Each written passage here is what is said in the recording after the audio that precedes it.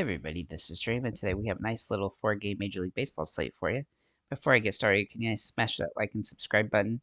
We do have two slight weather concerns in the Atlanta game and the Colorado game, but they both should play.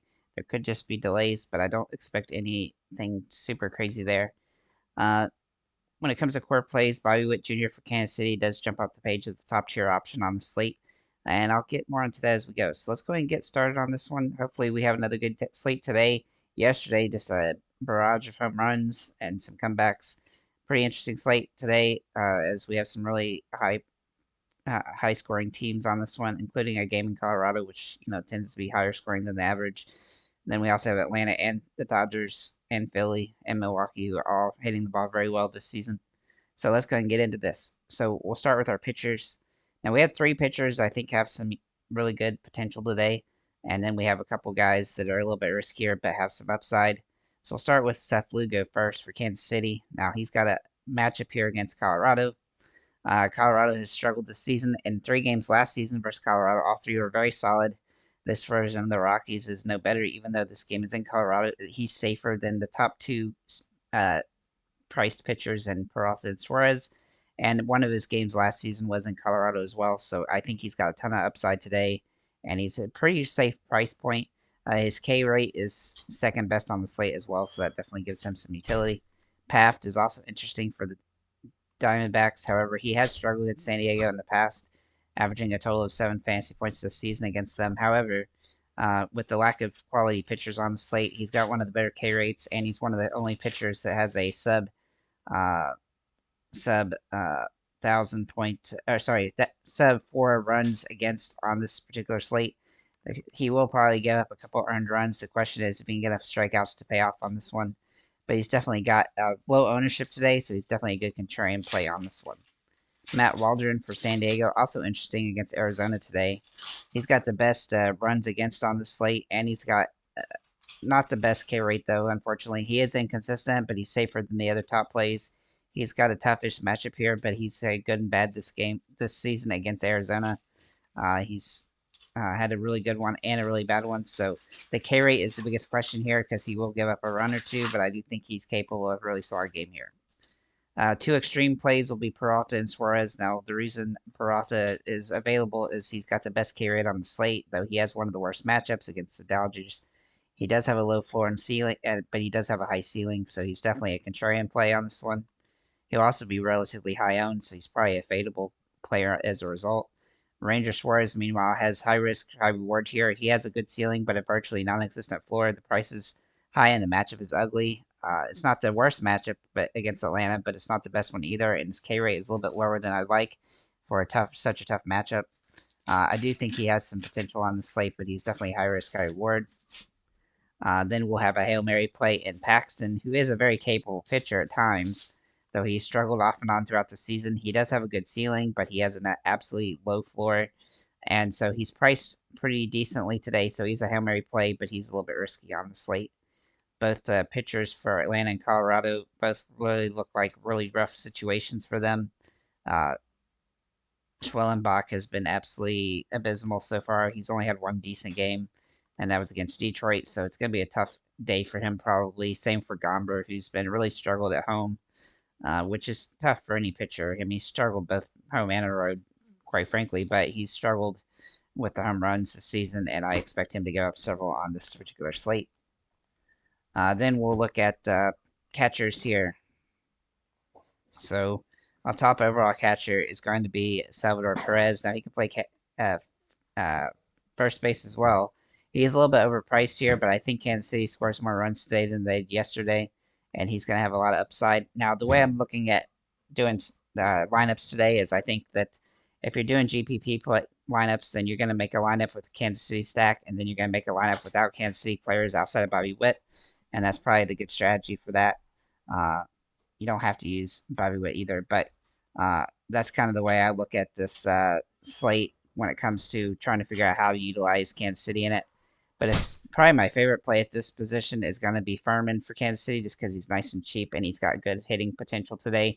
He also did well yesterday. He's one of the few players on Kansas City that did pretty solid as he had 3 hits. And he's nicely priced again today, so he's definitely a solid spot. But if you want to get away from that game, then William Contreras is the top tier play. He has struggled at times, but he has been hitting the ball pretty well for the most part. The problem is he does need to hit a home run to pay off this position.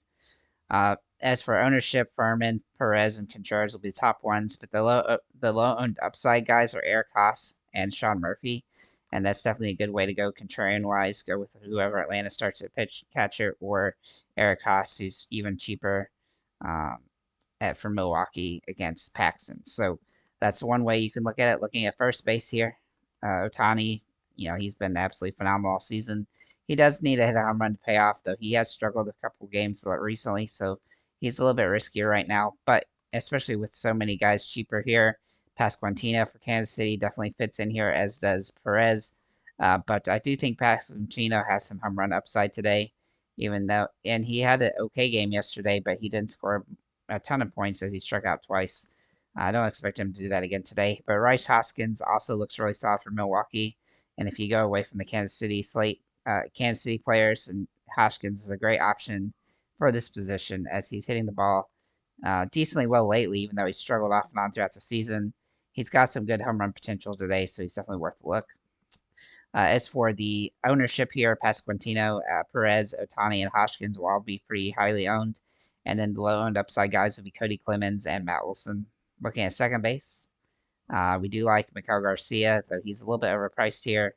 He has struggled this season, and he's not a huge home run threat, and so he's a little bit fadeable just because of the price point. Whereas Ozzy Albies absolutely fantastic looking right now. He's been struggling for a while since he's been back from injury, but he's finally starting to hit the ball better, and he's priced a little high, but he's definitely been good against Philadelphia this season. He's had 3 home runs in 4 games against them.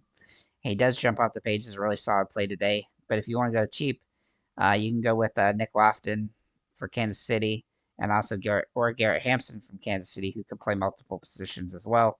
And they definitely have some potential on the slate as decent plays. But looking at the top ownership here, Garcia, Lofton, Campson, and Chris Taylor for the Dodgers have the potential there. And then the low and upside guys, Bryson Scott. So definitely different ways you can go there. But that position is kind of rough because the home run upside is not there that high. But Ozzy Albies is definitely probably my favorite play at that position right now. Looking at third base, Austin Riley is priced pretty fairly today. I think that the Braves are starting to hit the ball a little bit better lately, especially he's got some home run potential today, so he's definitely worth a look. Nick Lofton can also play at this position, which definitely gives you some utility here, but he just needs to be able to hit a multi-hit game. He's a little bit overpriced because of the matchup, but he definitely has some potential today. The top ownership at this position will be Chris Taylor, Nick Lofton, Andrew Monsanto, and then Austin Riley. And the low-owned upside guys will be Cody Clemens and Eugenio Suarez. Looking at the shortstops, Bobby Witt Jr. is one of my favorite plays of the slate. And he's not super expensive compared to Trey Turner, so it definitely gives him the upside here. And he's been absolutely phenomenal lately.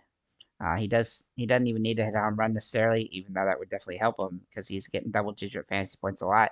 Trey Turner is a contrarian play off of him, and he's got a really solid matchup here, and he's been very good as well lately. His batting average has been really good. He's had a lot of multi-hit games, and I look for him to continue that today.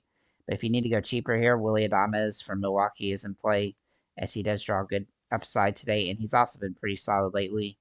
He's had a couple off games, but this is a great matchup for him, and lots of potential. And really, all 3 of these guys, Bobby Witt Jr., Willy Adames, and Trey Turner, will be the top ownership at this position. But if you need to go cheap, Orlando Arcia, Geraldo Perdomo, or Kim from San Diego will be the top plays at that cheap price point.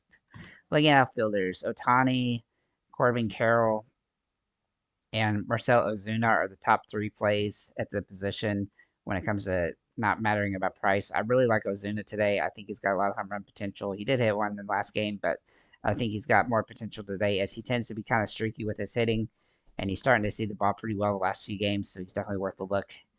Corbin Carroll, also very interesting for Arizona. Kind of a one-off play here. He has struggled this season, but the last couple of games he's started to hit the ball good, and he does have a tendency to do that.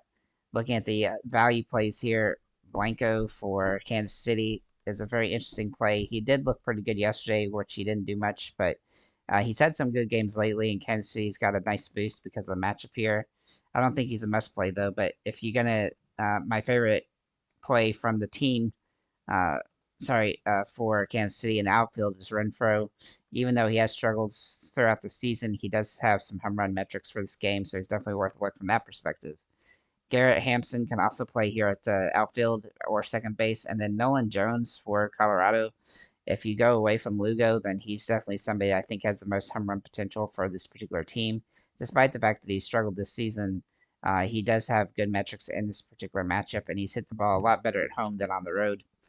Jock Peterson is a good contrarian play for Arizona. Brandon Marsh might be one of my favorite non uh, plays at this position when it comes to not being Kansas City, as he does draw good metrics today. And Philly is kind of a sneaky team on the slate, and they're not going to be super high owned, but I think that they're going to have some potential, and he's one of my favorite plays from the team.